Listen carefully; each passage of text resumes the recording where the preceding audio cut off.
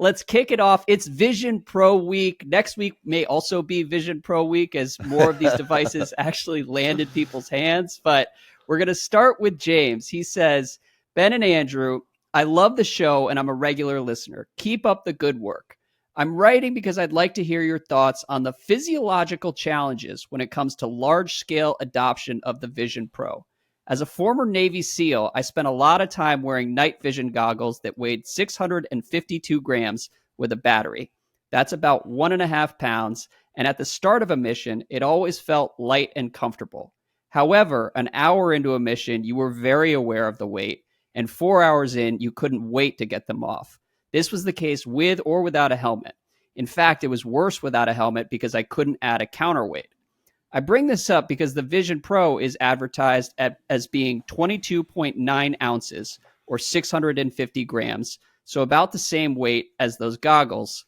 Although the form factor and head straps are different than our goggles, I'll argue the Vision Pro will still have the same challenges because in the end, it's still a 1.5 pound object sticking out from your face. Soldiers could suck it up because there was no other option, but regular folks have plenty of options. I feel like everyone who has tested the Vision Pro to date has done so with limited time, and it's easy to get excited because everything feels light when you only wear it for 15 to 30 minutes. I believe the Vision Pro is a great piece of technology, but I wonder, is it going to be useful outside of short entertainment viewing because of all the comfort issues I just mentioned? So if the Vision Pro is too uncomfortable to capture the productivity market, then is the $3,500 entertainment device market large enough to Apple to stay with it? I do believe Apple's mixed reality roadmap and product is the best we've seen to date, but I also feel the technology is still not where it needs to be if you want a large market of folks wearing devices on their faces for long durations of time. What do you guys think? So, Ben, I'm confident we are officially the only news outlet to include a Navy SEALs perspective in our Vision Pro coverage, important milestone for Sharp Tech. What do you think of the concerns there, though? Well, great email. I mean, I think the perspective is helpful, and it certainly sounds correct to me. I just think there's just a couple assumptions I think that are embedded in here that I would sort of push back on. So number one, regular folks have plenty of options. Plenty of what options? There's the Quest, which is lighter, including a battery, and it's counterweighted, and I would expect that it's going to be significantly more comfortable. It's also significantly less capable. Like, I mean, again, I've only used the Vision Pro for 15, 30 minutes, so we'll have a better report next week. But it's two completely different approaches, and beyond that, there's professional VR headsets and things on those lines, but there isn't options. Number one. Yeah. Number two, I completely grant this premise. I think it's reflected in all the reviews. The Vision Pro is too heavy, and it's front weighted too. I expect it's going to be uncomfortable to wear for a long time. What I would say is that to take a pertinent example, the original iPhone was too slow. It had 2G networking. Like, can you imagine? Like today, when your phone falls down to like 3G, it's intolerable. When it goes down to Edge, it's like it's really broken. Pathetic how right? Intolerable it is. Yeah, yeah. So I mean, I think the point here is one that comes up regularly, which is, don't over-index on V1. You have to start somewhere. And I think it is to Apple's credit, to be totally honest, and this comes up in, I haven't posted it yet, but I have an interview with Joanna Stern, who was one of the blessed reviewers of the Vision Pro. Oh, yeah. And there's a bit here where I think Apple deserves a lot of credit for shipping a headset that is obviously too heavy and that is, definitely early, because number one, people are going to complain. Number two, they're not going to sell a lot of them. I don't think it's a really easy target. Yep. It's a really easy target. It's going to get made fun of. It's $3,500, all these sorts of things. But they have decided that this is sort of the minimum viable level of capability. I mean, well, except for eyesight in everyone's opinion, but this is the minimum sort of level of capability, and they're shipping it. And the way you get better, the way you get smaller, the way you improve, the way you start seeding an ecosystem is by shipping. And they could have waited until it could be smaller, but they decided this was tolerable for a V1.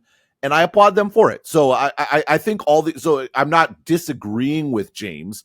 I expect once I get the Vision Pro, and I'm going to definitely try. I have a trip coming up. I'm going to work in it, and I wow. expect that my neck's going to get sore and it's going to be uncomfortable, and that's fine. It's better than my neck not being sore because it doesn't exist. Yeah, no, I actually sort of agree with the sentiment there. I mean, I will have more specific observations once I'm able to demo it, which will hopefully happen this weekend or early next week. I'm going to be waking up Friday morning to try to schedule something. I'm not sure how competitive it's going to be to try to get one of those slots, but I think for me, what I find interesting about the Vision Pro is I am constitutionally opposed to a lot of what this product represents. I mean, first of all, the eyesight feature, everything I've seen is just so creepy. And it seems like that's inevitably going to be abandoned in future editions of this product, which is for the best.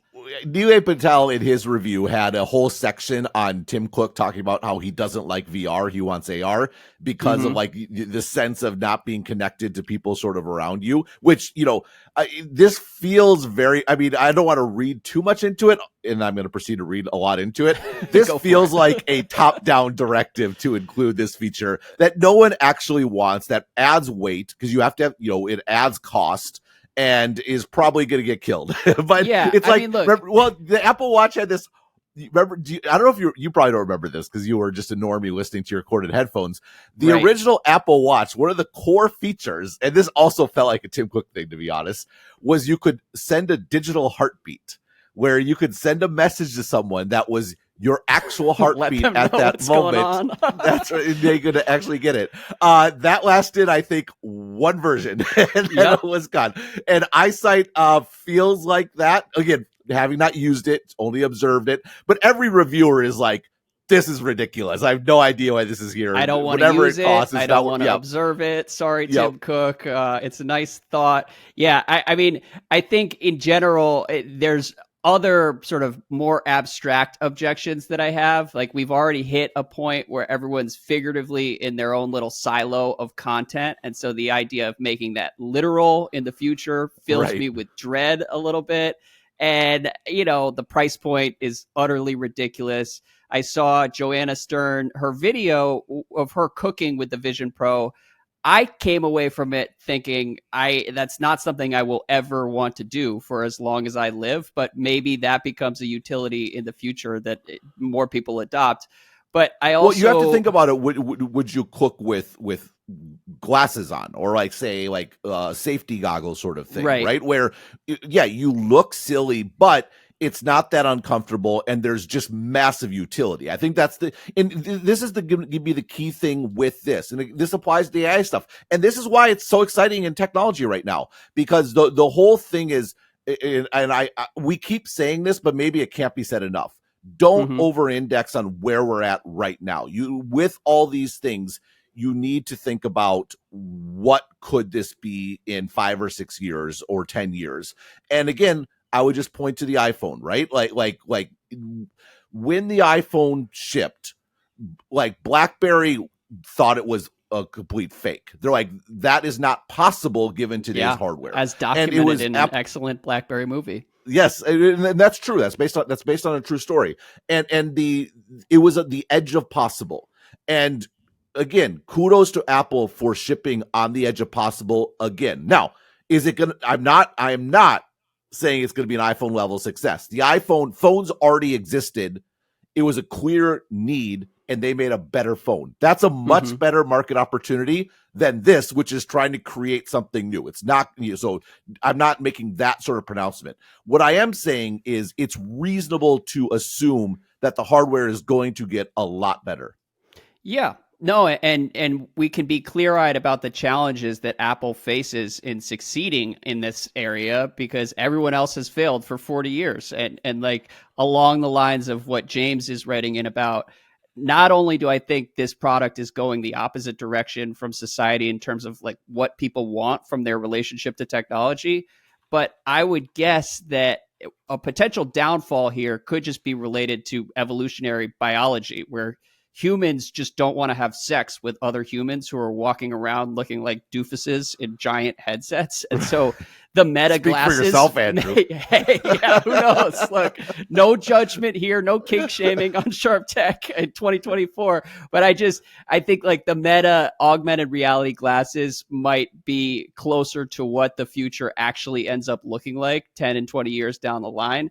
But having said all that, I agree with you, because everything I just said could have been said about every VR experiment in history. No, and I admire Facebook stuff Apple's too. audacity here. Yeah. I mean, you got to ship like you if you want to seed an ecosystem, if you want to sort of start getting the scalability on component costs, if you want like you just got to ship like that. That's the way it works.